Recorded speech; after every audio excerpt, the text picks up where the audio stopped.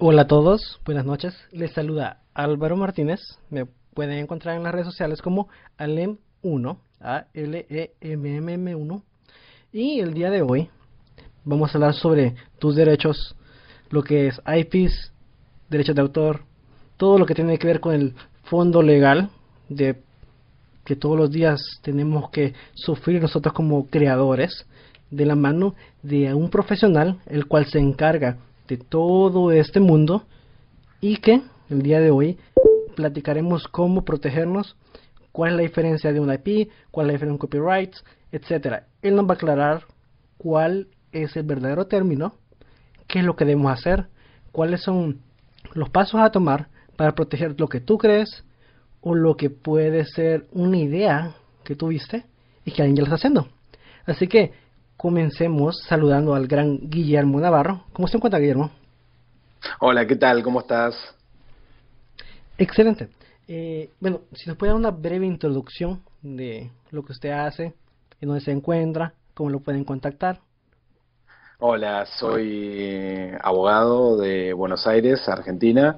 Me dedico a todo lo que son los temas de propiedad intelectual y derechos de autor, IPs, copyright y todos los temas aledaños a esta práctica.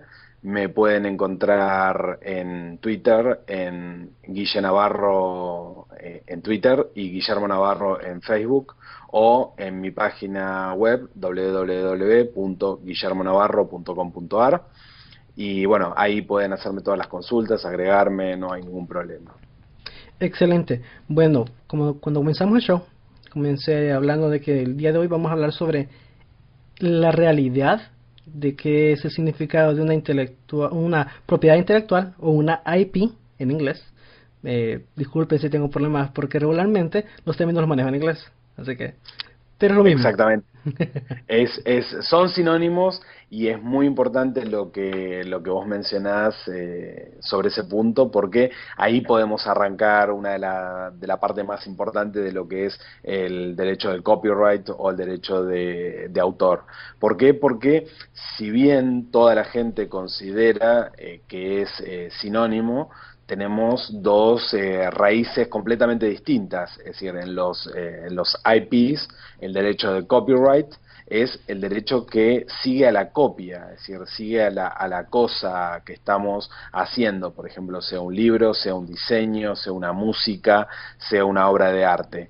Y a diferencia de lo que es el derecho de autor, que es de raíz continental, que tiene que ver con la tradición española, la tradición francesa, italiana, alemana, eso tiene que ver con la espiritualidad de la persona. Y es muy importante trazar las diferencias porque todo esto va a tener que ver con las corrientes filosóficas que cada una representa. ¿Por qué? Porque justamente el derecho de autor representa la espiritualidad, es decir, ese ser interior que tiene la persona, y todos los derechos eminentemente personales se trasladan también a la obra. Así, cuando yo pinto un cuadro o escribo una música o hago un diseño para una marca, todo eso se denomina derecho a autor y tiene que ver con el autor. Y ahí la diferencia con el derecho del copyright, que tiene que ver con la copia efectivamente.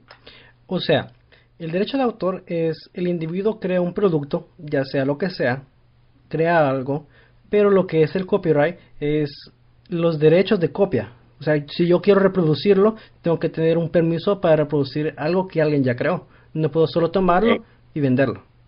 Exactamente, es decir, tiene que ver con esa parte muy importante y genera, si bien para los tratados internacionales y todo tiene que conciliar lo que son los derechos de copyright con los derechos de autor, en el caso de lo que es el copyright, se asemeja mucho a lo que es el derecho de autor para poder convivir en paz en todo el mundo, ¿no? Por lo que es la tradición anglosajona y la tradición continental europea que tiene que ver con eso. Los podemos tomar como sinónimos teniendo en cuenta algunas diferencias. Para mencionar una muy rápido y que todos la van a entender, todo el mundo conoce a los Beatles y, por ejemplo, saben que, por ejemplo, Paul McCartney no autoriza que se usen la música de los Beatles, la letra de los Beatles o cualquier cosa que tenga que ver con los Beatles para publicidades que tengan que ver con tabaco o con carne. ¿Por qué? Porque justamente. Paul McCartney considera que su derecho de autor, que es copyright, porque es de la tradición anglosajona, se vería afectado en su espíritu porque están usando para algo que él no lo quiere. Él no autoriza para ese uso, pero Ese es sí copyright. puede existir. Eso es copyright. Ok, mi Pero que pregunta, se hace... ¿Cómo?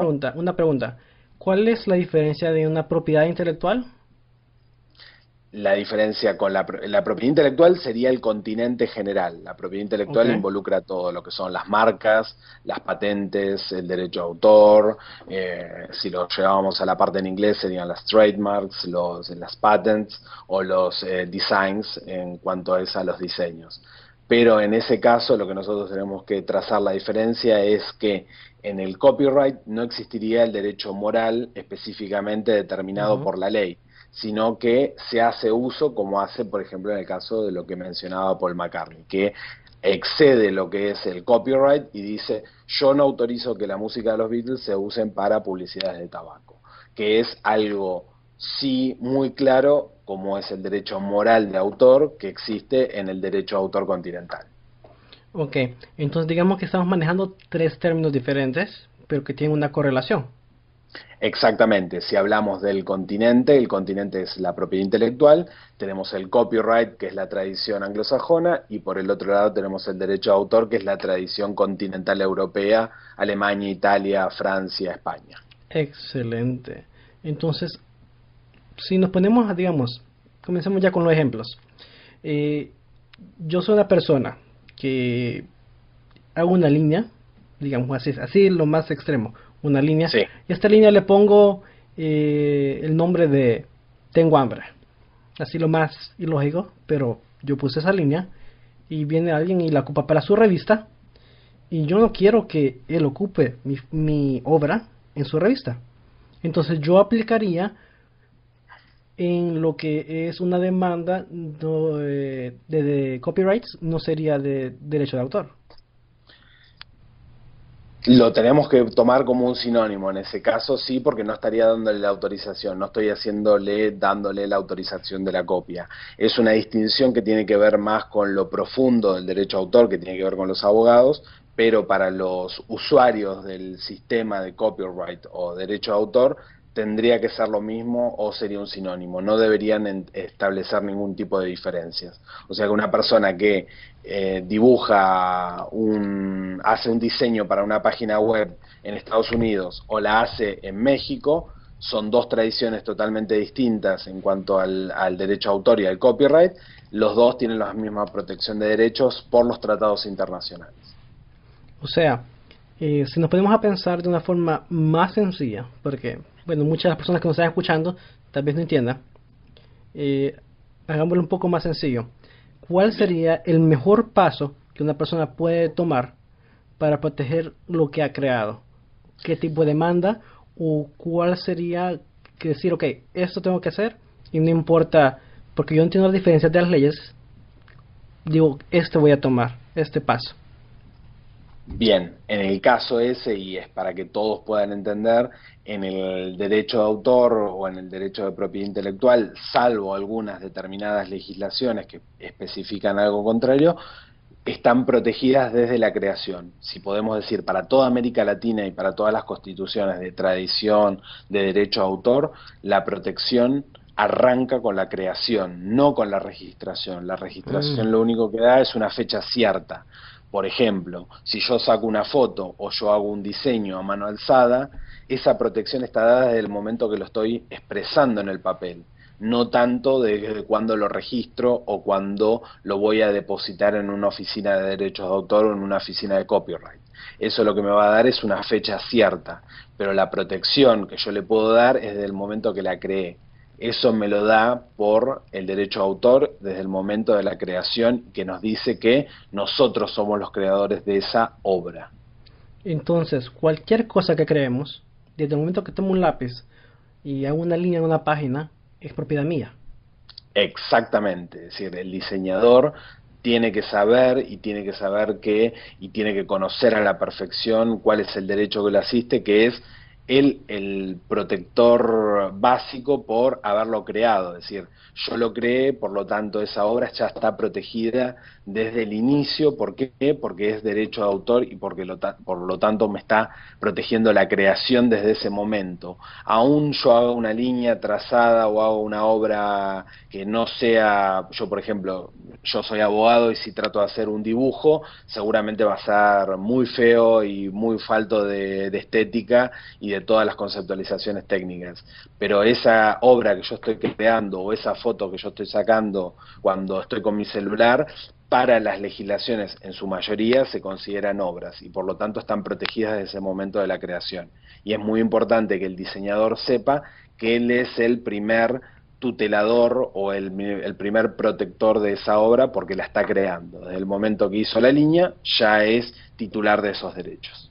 Excelente. Bueno, yo voy a dar muchos de mis ejemplos, ya que yo he tenido varias de esas experiencias. La última experiencia que tuve con problemas de copyright y todo eso, y derechos de autor, etcétera, fue que hace unas 2 semanas yo hice una tarjeta de invitación para un evento político en el área de Washington DC, en la cual yo comencé a hacer los bocetos, hice los markups, hice cómo se iba a ver la imagen y se la envié a la persona encargada del evento. Vino una persona encargada del evento y dijo, ok, se lo voy a enseñar a lo que es el board. El board va a decir si le gusta o si lo van a cambiar.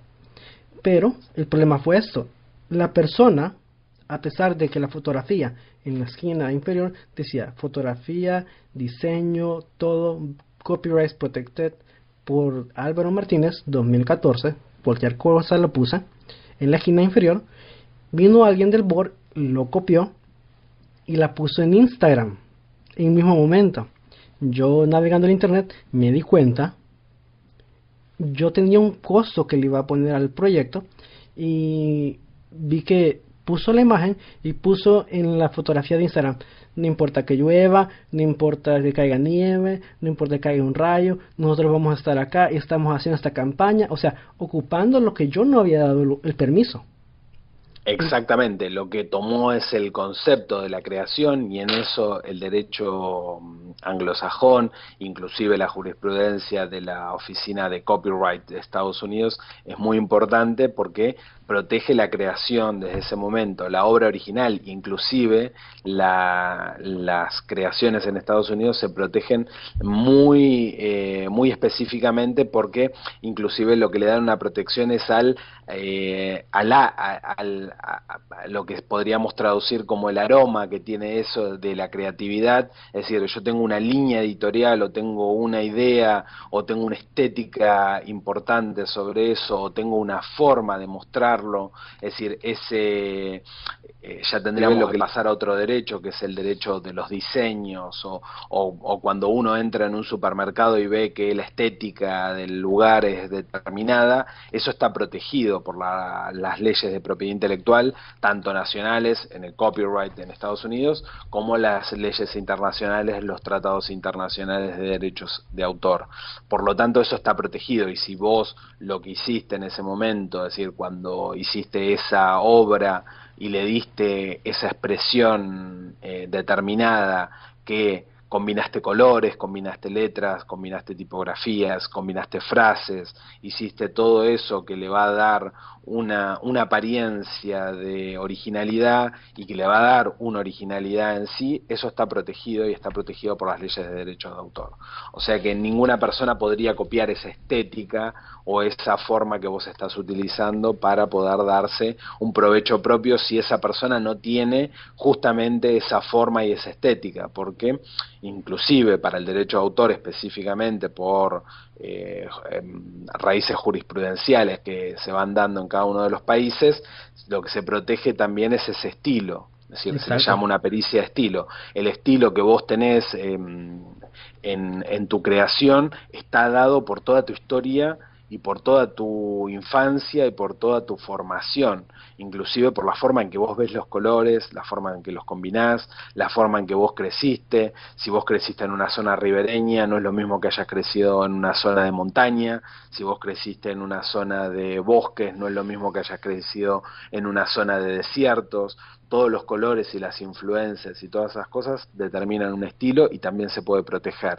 Es decir, es importante que el abogado o el asistente técnico o legal conozca todas estas cosas para poder dar una protección. Y esto lo que va a proteger es el boceto final que va a dar el autor. Porque si vos elegiste, por ejemplo, una campaña que tiene que ver con Claro. esto, que puede ser con la parte climática y con lo que vos vas a darle como un valor de decir, nosotros estamos acá 24/7, todos los días del año, nosotros estamos acá y tiene que ver, no importa si llueve, truena y los colores y lo que vos le das, la alegría y la tristeza y todo eso determinado da una creación individual y no la puede copiar otra persona por sí porque tiene que explicar todo ese estilo. Y ahí es donde es muy importante que el abogado que vaya a defender este derecho del diseñador o este boceto del diseñador, que conozca todas estas formas de poder darle una validez integral al asunto.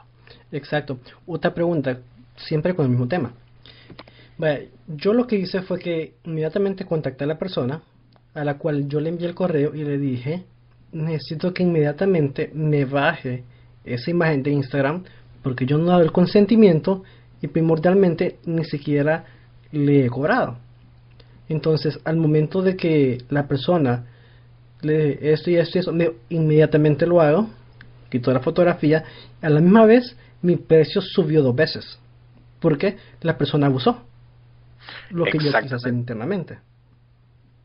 Exactamente, sí, sí, sí, y a vos te corresponden todos los derechos y todas las asistencias legales que corresponden a eso para poder impedir que esa persona siga utilizando y todas las cosas que genere también tiene que ver, y esto también es muy importante, en el territorio donde uno va a tratar de poder hacer el ejercicio del derecho, porque si uno va a la raíz continental, es decir, en todo lo que es América Latina, excluyendo lo que podría ser Estados Unidos y Canadá, en ese caso por ahí puede ser la ley de copyright y todas las consideraciones del copyright.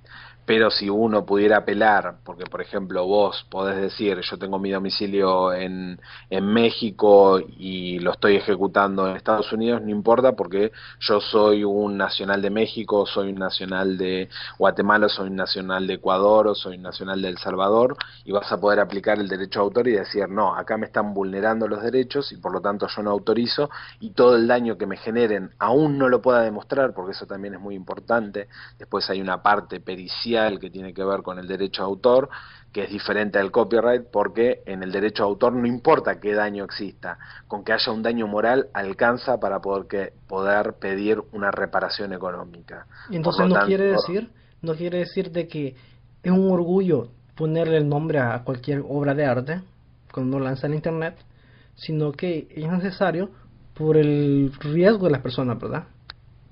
exactamente, es decir, uno tiene que, inclusive también puede darse el caso de lo que vos estás preguntando, que haya una obra anónima, es decir, Exacto. yo no quiera dar a conocer mi nombre o la haga seudónima, que eso quiere decir que la hago a conocer con otro nombre. Por Claro. ejemplo, vos pintas dos líneas diferentes o sos un diseñador que trabajás, por ejemplo, para músicos y trabajás para artistas visuales, y Claro. cada uno tiene una línea editorial diferente y vos podés trabajar con dos seudónimos diferentes, pero la protección la vas a tener igual porque en ese caso la persona que haga de tu editor va a responder por o va a velar por la protección de tus derechos de autor. Que sea seudónima o que sea anónima la obra no quiere decir que está desprotegida de los derechos. Por lo tanto, tiene protección y la puede ejercer otra persona que es por representación, pero siempre está protegida la obra. O sea, no importa que la persona diga, yo no tengo documentos para poder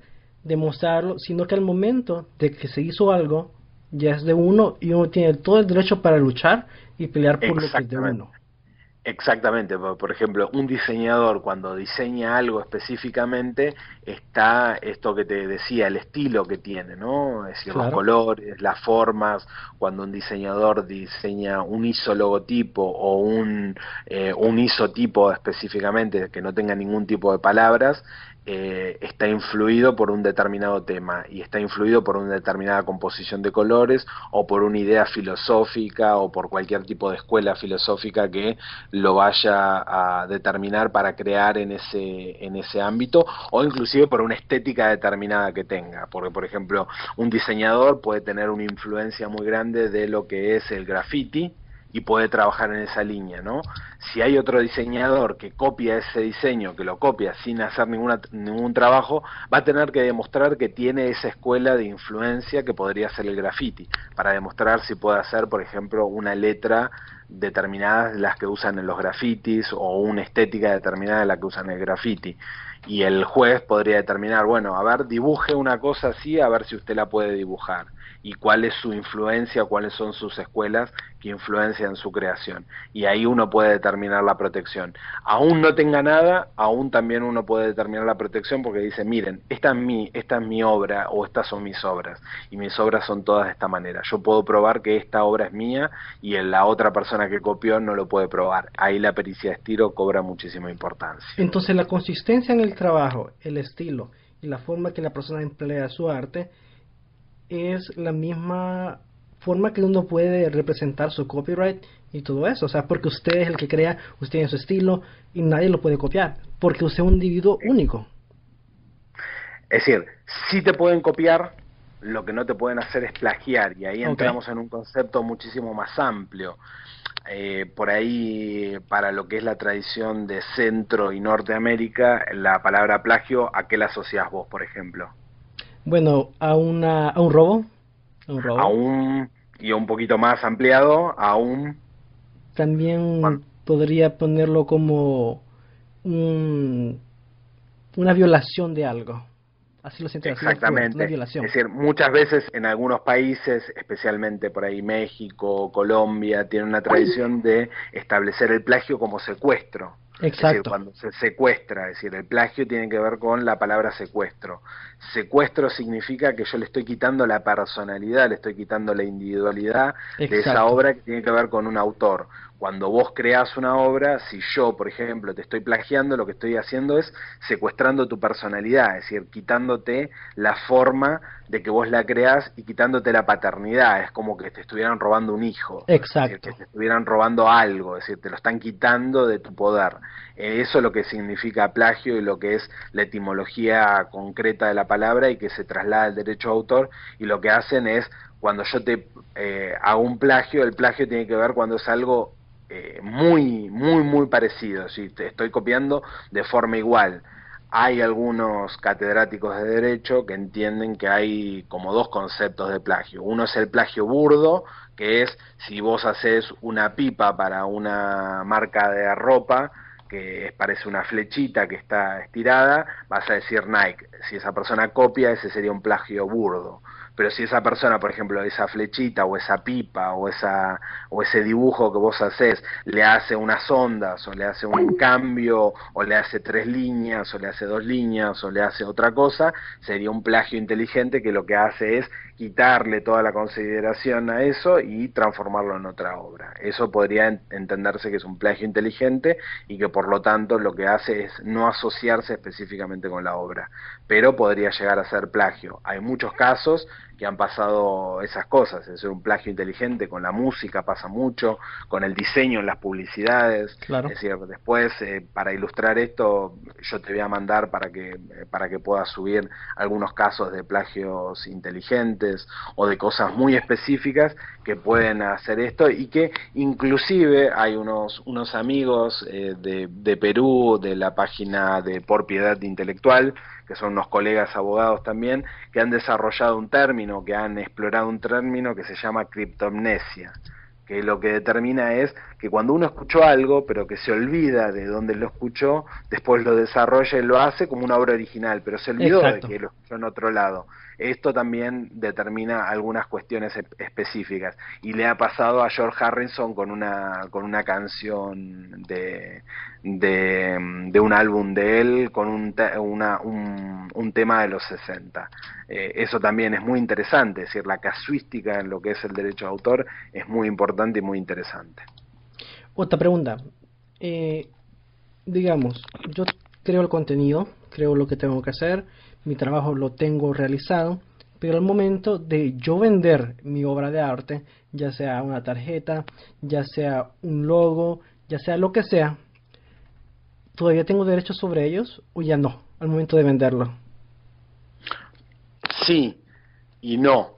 Hay determinadas legislaciones que, por ejemplo, en el caso de las pinturas, es una pregunta muy, es una pregunta, Sí, sí, sí, sí, sí, sí. es una es una pregunta muy específica que tiene que ver con, por ejemplo, cuando yo vendo una obra de arte que podría ser una pintura, si las ventas sucesivas de esa obra continúan en mi poder o es de la persona que la adquiere. Esto también es muy importante, porque, por ejemplo, si yo adquiero vamos a arrancar de cero con el ejemplo, ¿no? Ok, claro. Yo pinto un cuadro, Bueno, ¿no? Pinto hagámoslo de esa forma. Un ejemplo mío. Vale. Yo veo un logo para una ONG, una organización. bien. Exacto. La ONG me dice, yo quiero Álvaro que me haga un logo. Yo hago el logo. Yo tardo el tiempo en hacerlo, etcétera. Se lo vendo, pero ellos no tienen copia del producto. O sea, ellos quieren que yo mantenga la marca y que siga manejando la marca. En ese caso, Exactamente. Sí, pero en el caso, por ejemplo, ahí en ese caso es difícil en el caso de los diseñadores con los logotipos porque tienen un uso comercial y hay un doble uso, no es exacto. un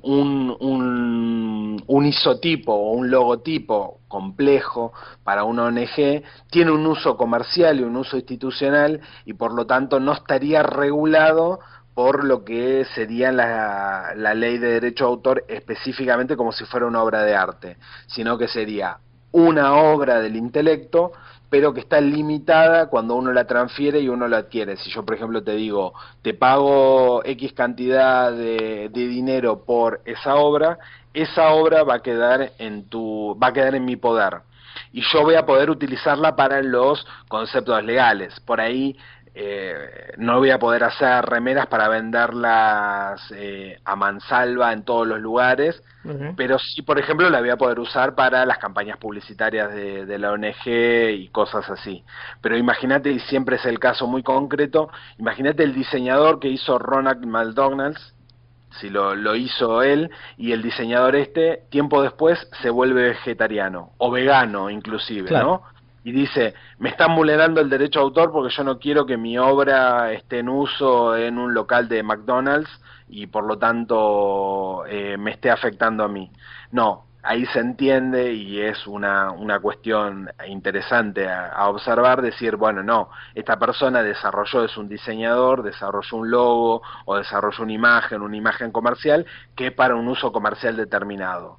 En ese caso no habría un derecho a indemnización. Por eso es muy importante y es uno de los temas que habíamos visto, el tema de las cesiones de derechos. Es decir, es muy Exacto. importante que el diseñador pueda establecer la cesión de derechos sobre eso porque si no la persona que adquiere esos derechos tendría muchas dificultades para hacerlo. Distinto es el caso de los libros, distinto es el caso de una obra de teatro o distinto es el caso de una música que, por ejemplo, yo puedo autorizar para que la use un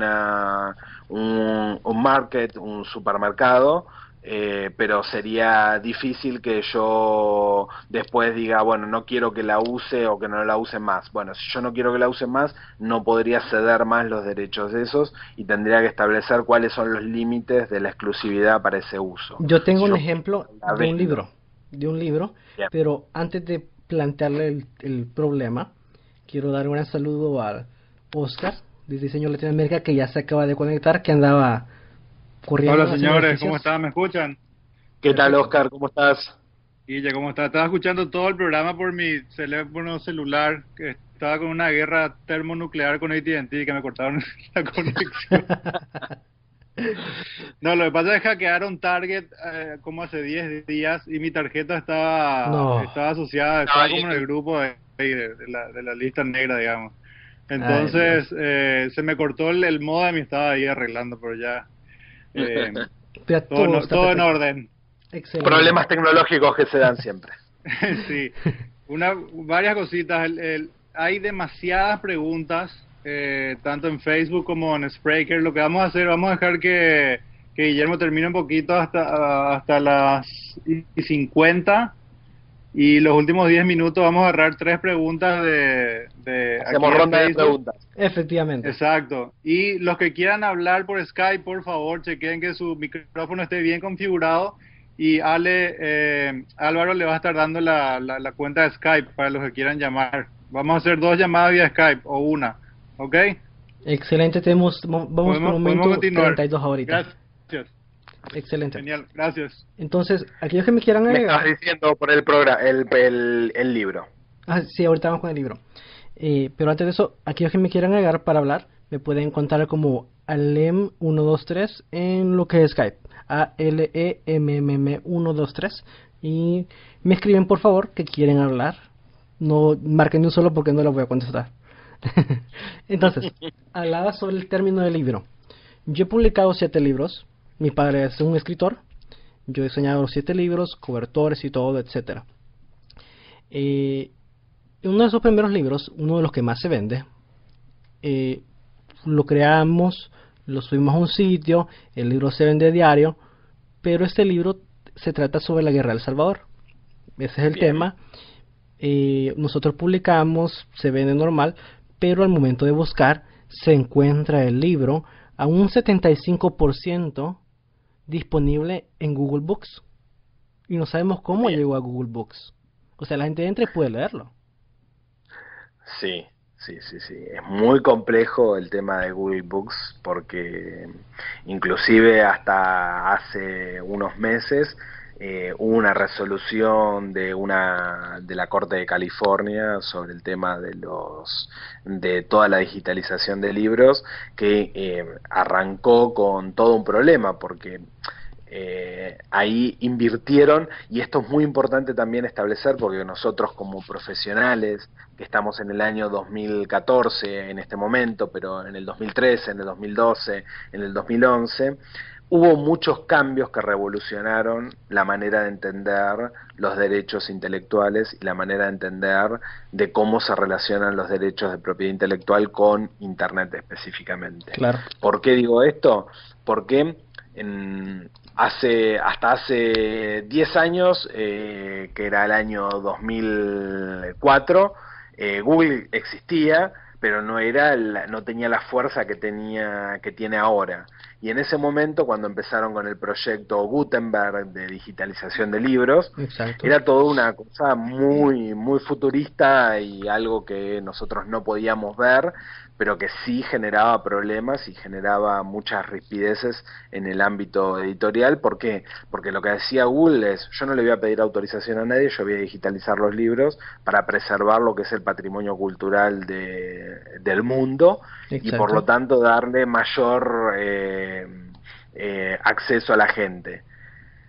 Tiempo después, esto fue en un choque editorial y después determinó que evidentemente hay libros que no se vuelven a editar, la industria editorial es muy compleja y no es fácil analizarla, y había muchos libros que se dejaban de editar y que por lo tanto no estaban disponibles. Si vos querías acceder a un libro estando en Miami, en México, en Argentina o en Venezuela, era muy difícil poder acceder a esos libros y por lo tanto vos necesitabas una forma de poder acceder.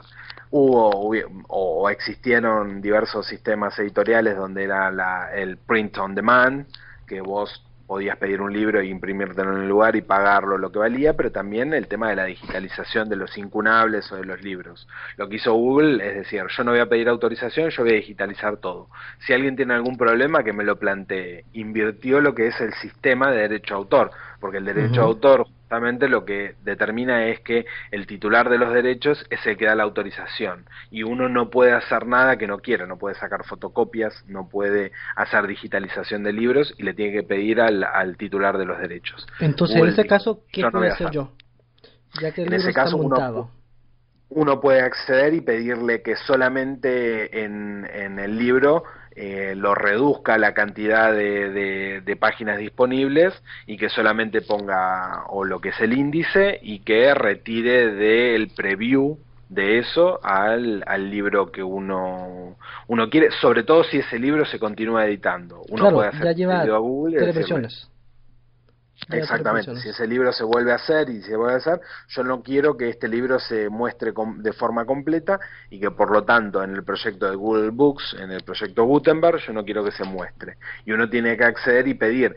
Lo que hace es cambia el concepto, porque antes uno no tenía que decir nada porque era el dueño de todas las cosas. Bueno, Claro. Google cambió estos conceptos y también uno tiene que entender que muchas veces cambian estas cosas y lo que nos hace a los operadores de la realidad tecnológica, legal y circunstancial, tener que adoptar otras medidas y comunicarse y decirle a Google, bueno, señores, Google, usted no puede poner este libro en forma total en un 75% porque está vulnerando mis derechos. Yo lo que le pido es que si usted quiere mostrar este libro o tenerlo digitalizado, no tengo ningún problema, pero no lo ponga a disposición del público. Y tendrá que acceder de una forma legal y hacer a través de una acción legal impedir esto o hacer el pedido. Muchas veces si uno hace el pedido a Google de forma concreta y conociendo los términos legales, lo puede hacer y no hay problemas. Excelente. Vámonos al otro extremo. Video. YouTube. Bien. YouTube es un gran problema de copyrights. En estos momentos es un dolor de cabeza. Todos sufrimos. Bueno, yo creo lo que son thumbnails, imágenes, hago lo que es logos para sitios en YouTube, hago todo lo que es el paquete de identidad para las personas en YouTube. Yo he creado varias para varios canales, uno como el de Mr. Amigo Tech. Ustedes pueden entrar ahí, sobre tecnología. Yo hice la identidad, el logo, la forma de los thumbnails, la idea detrás de muchas cosas que hemos trabajado con Oscar. Un saludo para Oscar. Y lo que pasa es que vienen personas después de meses y copian el mismo concepto. Lógicamente no lo pueden hacer igual, porque como hablábamos, es única la persona y todo es único. Pero en ese sentido, ¿cómo puedo pelear y decir, ok, esa persona me está copiando el mismo estilo, la misma forma que yo hablo, la misma forma de la imagen? Ese concepto, ese aire del que hablábamos, esa apariencia comercial, Exacto. esa forma, esa identidad, el look and feel que Exacto. uno utiliza, eso. Los abogados tenemos unas cosas que no somos seres humanos completos, nosotros manejamos otro idioma muchas veces y lo que utilizamos es decir, nosotros no peleamos, lo que nosotros hacemos es requerimos o le pedimos por favor a Google o a cualquier otra entidad, ya sea Facebook o ya sea Twitter, le pedimos a ellos que hagan determinadas cosas y le decimos, no, mire, acá esta persona está vulnerando mis derechos de propiedad intelectual y puedo ir pidiendo y puedo pedir todas estas cosas que nosotros vamos desarrollando. Por lo tanto, en ese caso, nosotros le podemos pedir a esos sitios que protejan o que reserven nuestra propiedad intelectual. Y por lo tanto, le damos como un pedido y le decimos, bueno, si no, nosotros vamos a tener que acceder a través de los medios judiciales. Hoy por hoy hay una cosa que es muy importante, que es poder conocer cuáles son los mecanismos administrativos, que son mecanismos paralegales, es decir, están fuera de lo que son los términos legales de los países. Yo no necesito demandar en Argentina para acceder a Facebook o a Twitter o a Google, sino yo puedo hacer un reclamo administrativo directamente en ellos y si ellos consideran que cumple con todos los parámetros, puedo decirle, mire, acá esta persona está copiando o está usando, inclusive que yo con clientes míos o personas que me consultan sobre este tema, yo le digo, mire, acá están utilizando fotografías de estas personas que están protegidas bajo derecho de autor o bajo copyright. Por lo tanto, yo necesito que estas fotos sean sacadas de este lugar o este derecho de propiedad intelectual tiene que ser reservado. Y bueno, y ahí Facebook, Twitter, Instagram o cualquiera de todas las redes sociales y todas las páginas protegen eso y lo toman muy en serio, que es lo que se denomina a través de la DMCA, la Digital Millennium Copyright Act, lo que es el puerto seguro, el Safety Port. Ok, perfecto. Yo tengo una. Súper entendido. Sí, sí, sí, sí. Ok. Sí, no, lo que pasa es que Álvaro cree que todo el mundo le copia a él, no le hagas caso, Guillermo. Otro ejemplo hablando de No, eso. mentira, Hablando no, de eso. mentira. De hecho, él me mostró el diseño de esta persona y era tan cara dura que la diferencia era mínima. O sea, ni se esforzó en ponerle nada de creatividad ni nada. Increíble. Lo otro que también es algo serio es que una persona ocupó uno de los logos que yo he creado para difamar a la persona del canal ocupando mi logo. ¿Sí? O sea, exacto, metió el logo adentro del video. O sea, el logo y de Noche difamó. Geek. No, Sí. otro logo de Ok. que yo había creado, lo tomó para difamar y supuestamente hacer una imagen que solo duraba un segundo, pero el icono aparece ahí de mi logo. O sea, mi logo aparece en video. Entonces, ¿cuánto costaría? Ya hablando un poco la realidad, porque el mundo se mueve con dinero, ¿cuánto costaría que yo fuera directamente a tu persona y te dijera, mira Guillermo, esto pasa, la persona ocupó mi logo, está difamando a mi cliente con mi logo, y cuánto costaría hacer algo para bajar esos videos o bajar todo lo que tiene en ese canal, porque la mayoría es propiedad intelectual mía. Exactamente. Ahí hay dos parámetros que siempre es muy importante explicarle a la gente que le está pasando esto o que le copian o que, por ejemplo, tiene un sitio de ventas en internet y le copian todas las fotos comerciales de los productos o le copian los productos y todas estas cosas. Siempre hay una primera solución que es retirar el material plagiado, el material copiado, el material que vulnera los derechos de propiedad intelectual. Y la segunda es el daño producido. Y muchas veces, según las legislaciones de cada uno de los países, para poder acceder a un daño moral o un daño comercial o un daño, una pérdida de chance, una pérdida de lucro, un lucro cesante, es decir, lo que yo no puedo vender o lo que yo no puedo comercializar porque la otra persona se está haciendo pasar por mí, y ahora hay un caso muy interesante en Estados Unidos que lo voy a mencionar. En ese caso hay que analizarlo y muchas veces es objeto de pericias, por eso no siempre la primera solución es obtener un daño como existe en el derecho comercial de Estados Unidos, que es un daño punitivo por el daño determinado, por el hecho mismo de utilizarlo, es decir, lo que son las acciones civiles y todas estas cosas, que es mucho más complejo. En ese caso, por ahí el cliente solamente se contenta con que no sigan utilizando las imágenes, no sigan utilizando su diseño específico y característico, y esto no genere un daño en el consumidor o no genere problemas que tienen que ver con derechos de los consumidores y usuarios. Es decir, también hay que tener en cuenta esto, que a veces no siempre se puede obtener un rédito del daño, es decir, si por ejemplo el daño me produce un daño comercial de no vender 100 remeras, no voy a obtener el resarcimiento por las 100 remeras, pero por lo menos no van a seguir utilizando para promocionar una remera que es copiada de mis diseños. Es decir, ese sería el primer paso. Y el segundo es obtener un daño si verdaderamente yo puedo demostrar o puedo probar que no pude vender 100 remeras, que era lo que vendía siempre con mis diseños originales. O sea, que yo puedo ir a decirle a YouTube, esta persona está ocupando mi logo, está ocupando mis cosas y deseo algo a cambio.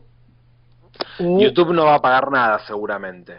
Claro, pero yo, por ejemplo, yo quiero que ese canal pare de hacer lo que está haciendo y totalmente al 100% quiero que hasta del enojo, de los problemas, quiero que hasta lo cierre, porque ocupa también imágenes mías, etcétera, y no hay ningún pago hacia mi persona.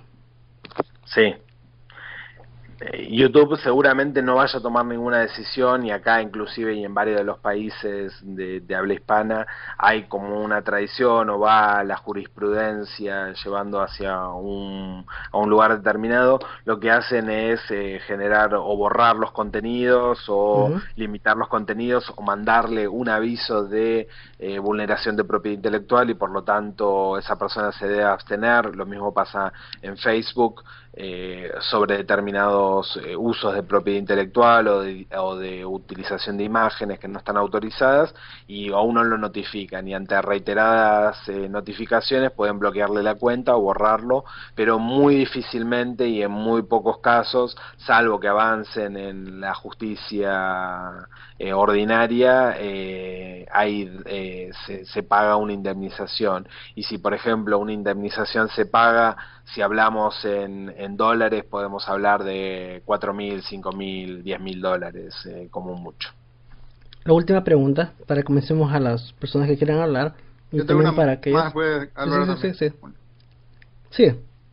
sí, Guillermo, una preguntita. El tema del email como documento legal está estandarizado en Latinoamérica, y la otra es la firma digital, si está También. estandarizado también. Sí, sí, creo que la costumbre ganó a lo que son los términos legales. Es decir, uno puede poner un email como prueba, puede pedirle a las operadoras como Gmail o como Yahoo o Hotmail, Outlook o cualquiera de ellas, pruebas documentales sobre la emisión o la recepción de un correo electrónico, y esto está bastante estandarizado y la jurisprudencia en casi todos los países le da validez. Es decir, si uno puede mostrar los correos electrónicos o lo que mandó y todas las cosas, inclusive las operaciones comerciales o una página de Facebook, mensajes y todo eso, han sido validados para causas diversas, tanto comerciales como civiles como penales. O sea que está bastante estandarizado, y el avance de lo que es la informática jurídica y de periciales sobre la parte de informática ha avanzado bastante y tiene total validez. O sea que inclusive uno no necesariamente tiene que firmar un documento para que eso sea válido, sino que uno puede una firma digital o un clic.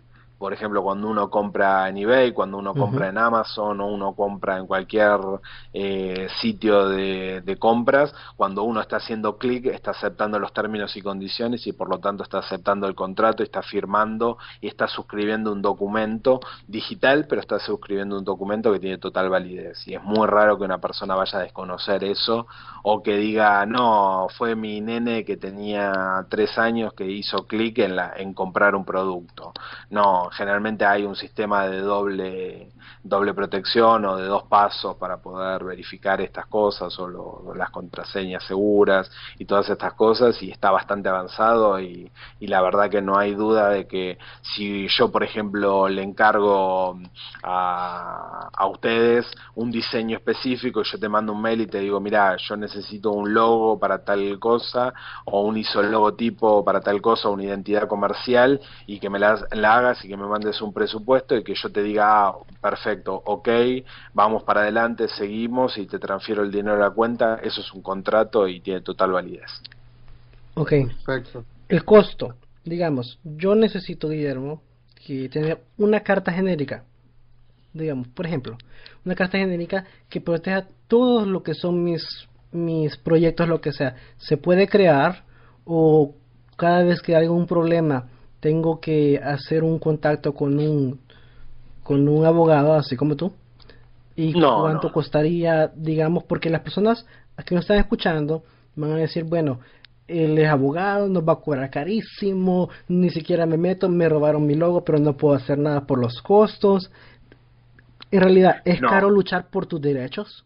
No, no es caro luchar por los derechos y la idea es que hay una tradición, y esto es casi mundial, donde los abogados son resolutores de conflictos, y la idea es que no sea una resolución de conflicto, sino que el abogado sea un aliado estratégico del diseñador, del creador, y que le consulte y le diga, mira, acá te doy un modelo, por ejemplo, de cesión de derechos, un modelo de uso de imágenes, un modelo de protección de bocetos, para cuando vos me pedís un boceto como diseñador, o un cliente, ¿no? Te pide, el abogado ya tiene armado el contrato ese y se lo da al diseñador para que lo utilice con todos los Ujú. bocetos que hace, con todos los diseños que hace, con todas las imágenes que hace, y se la pueda mandar al cliente y esté protegido. Es mucho mejor y es mucho más fácil para un abogado siempre trabajar sobre no conflictos, es decir, trabajar sobre la protección anterior al conflicto, que trabajar sobre conflictos. Cuando el Acciones diseñador se preventivas. llama que dice, ¿cómo? Acciones preventivas. Exactamente, acciones preventivas. Un abogado es muchísimo más eficiente y eficaz porque utiliza todas las herramientas y todo lo necesario y disponible antes de que ocurra el problema, que hacerlo después, que uno tiene pocos medios de prueba, poca forma, dice no, porque lo pasa que llamé por teléfono y le dije, y es verbal y ahí es un poco más difícil probar y uno tiene que hacer un montón de cosas y dar muchos giros para poder obtener una protección. En el caso de cuando uno, por ejemplo, sí tiene un contrato predispuesto, que puede ser de una hoja, y podemos estar hablando de una protección, de desarrollar un contrato para que un diseñador que hace 1000 bocetos al año, que hace 500 bocetos al año, que Ujú. hace 300 bocetos al año, podemos hablar de 20, $30 para desarrollar un contrato de ese estilo, que lo tenga de forma y que lo utilice siempre el diseñador. ¿Por qué? Porque le va a solucionar el trabajo al abogado, porque si él le mandó el contrato al cliente y el cliente vulneró los términos de ese contrato, es mucho más fácil probar que el diseñador le mandó el contrato y que el contrato cumplía con las normas legales y convencionales del país o de la zona donde lo está haciendo, que si no tiene nada y que le dijo sí, sí, te mando un boceto, y que es lo que pasa siempre, es decir, le piden, una agencia le pide a varios diseñadores que le desarrollen un boceto, el diseñador le hace el boceto y después lo desarrolla una persona por menor valor porque no gastó todo el tiempo en pensar esta estética determinada, este color determinado, esta influencia de su ser determinada, y que le lleva 3 4 5 10 horas, y que después lo hacen con una persona que copia el boceto que le mandó el diseñador. Es decir, ahí esa es la protección específica y la forma en que se tiene que dar, y tiene que tener relación. El diseñador tiene que poder hablar con el abogado y entenderse y manejar el mismo idioma y entender todas las cosas que le está planteando y plantearle todas las dudas, preguntarle, siempre estar en relación. Eso es lo más importante.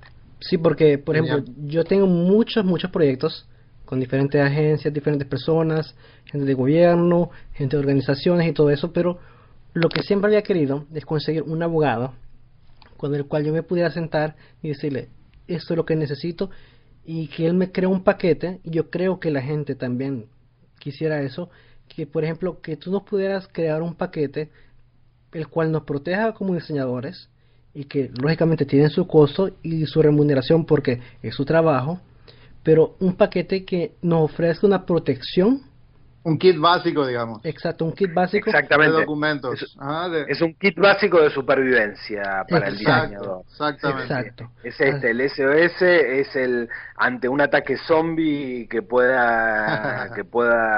el diseñador pueda confiar en que tiene los documentos legales y necesarios, y que no esté en un problema y que no tenga después una demanda y que no pierda muchísimo dinero, porque aparte esto es práctica. En Claro, general, lo mejor para el abogado es que el cliente tenga práctica. Si el cliente tiene práctica y sabe cómo no meterse en conflictos, cuando tiene un conflicto, el abogado lo tiene en un 70 o en un 80% ganado, porque el cliente ya está adiestrado en ese sistema y en esa protección, y sabe lo que necesita, porque después, obviamente, nos han quedado muchísimos temas sin hablar, ¿no? sí, Cómo muchísimos. proteger las Sí. imágenes, cómo proteger otras protecciones que tiene el diseñador, todo el Los tema cobros. que se viene de los cobros, los aspectos impositivos, los aspectos de diseño, las extensiones que tienen que tener, la copropiedad de los diseños, secretos comerciales, defensa del consumidor, lealtad Se comercial, viene el las libro, ¿eh? etiquetas.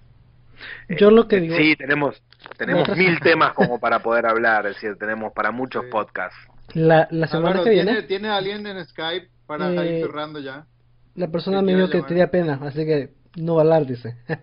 Ok, vamos a una pregunta de Facebook entonces. Acá yo también tengo uno que me hizo una pregunta por Facebook, así que ustedes me avisan y yo la leo, no tengo problema. Antes Dale. de todo, quiero darle gracias a ustedes dos por traer esto. La semana que viene, no sé si nos ha confirmado Oscar que yo invité a China otra vez para con las Sí, preguntas y todo eso. Pero sí quisiera que después volviera a regresar Guillermo para hablar sobre los costos, porque, por ejemplo, nosotros vamos a leer, nos dice, ok, vas a trabajar para esta gran compañía, vas, tú haces tu trabajo y al final del día tú dices, el cheque va a venir tal fecha, no has trabajado en ningún lado, te pones enfoque en esa compañía porque va a venir un cheque y nunca llega. Y te quedas, hablas y hablas y nadie te responde y con un contrato se puede exactamente. proteger. Exactamente, con un contrato se puede proteger y un contrato puede acceder y puede hacer los reclamos necesarios que se puedan establecer para esto y además de todos los mecanismos legales e institucionales que pueda haber con respecto a esto, a esta persona, para poder demostrar y a través de una firma digital, como decía Oscar, con estos temas, es decir, que Ujú. tenga validez y que la persona no pueda obviar la obligación legal que tiene de hacer esto y inclusive que uno pueda hacer inclusive que uno pueda hacer inclusive que uno pueda hacer inclusive que uno pueda hacer inclusive que uno pueda hacer inclusive que uno pueda hacer